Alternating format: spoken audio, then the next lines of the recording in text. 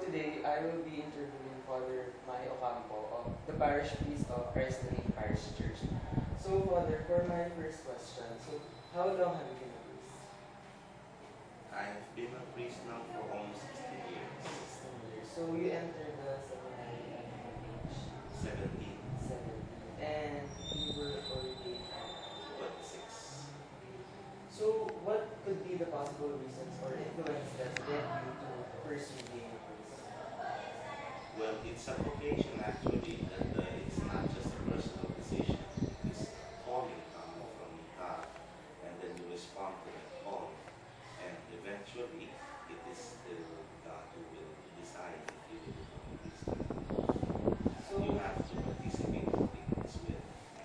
So it was like you felt it when as you were given. Yes. So Father, you are the parish priest of Christ the King Parish Church. So what are the responsibilities and duties of a parish priest? First, it's about the pastoral needs of the people who have to attend to their pastoral needs, both sacramentally and other aspects of their daily life that we want them to grow in their faith and to develop a certain kind of spirituality for their personal growth also. So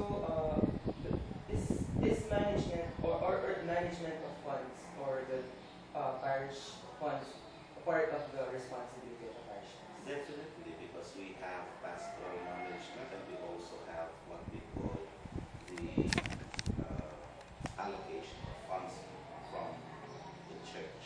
So Father, where do you get money for your church funds?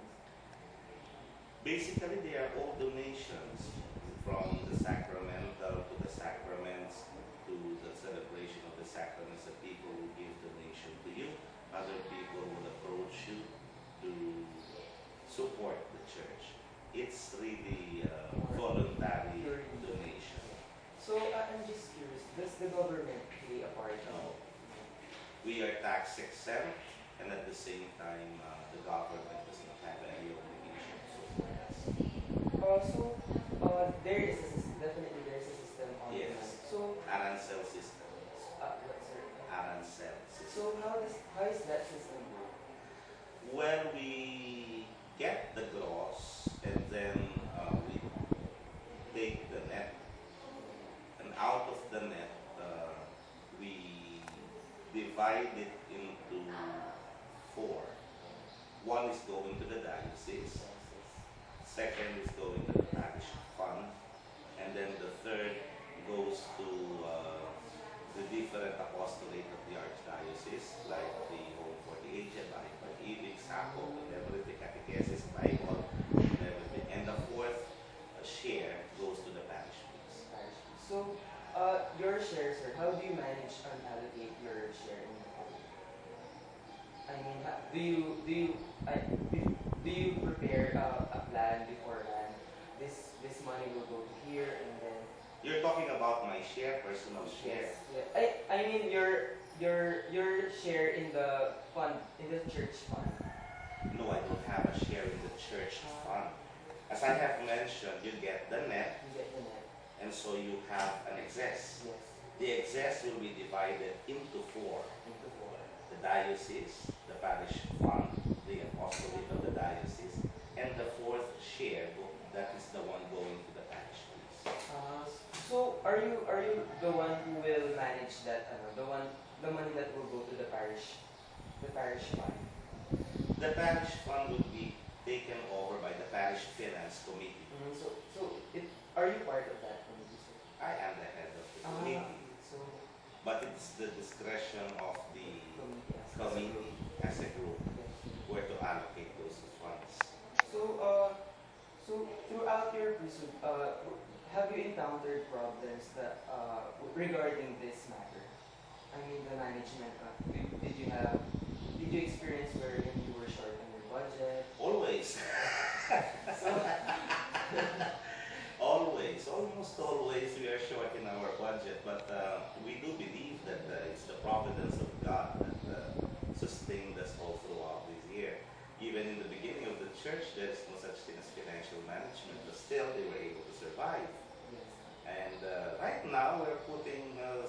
structure into it that made us develop is what we call the Arancel system.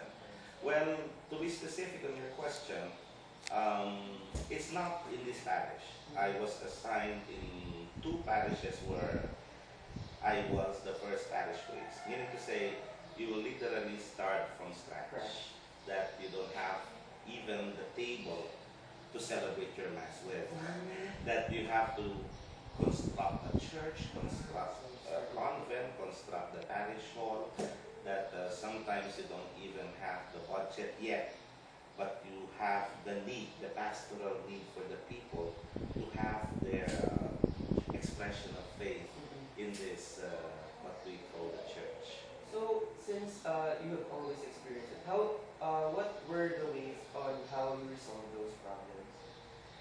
Well, being resourceful sometimes and tapping the generosity of people so that they'll be able to donate, and most especially, almost the bulk of it is really the providence of God. You're right. You in the academe and in the finance world, I mean, would not rely so much on that. But we are spiritual persons. I mean, we rely really on the. This is not our work. Yes. It's the work of God. We only participate in His work, and so He's the one responsible for this. And if we will encounter such difficulties, we just raise it up to Him. And almost always also there will be people who will be generous enough to support all the projects of the parish. Generous people. Yes. So, sir, I'm just curious. This red tape also exists in this system. What do you mean red tape? I The mean- one like in the government? Yes. Is there bureaucracy? You need. Do you need? Yeah, we have hierarchy in the church also. We follow certain protocols. So, And in terms of red tape, sometimes there are. I mean, do you get approved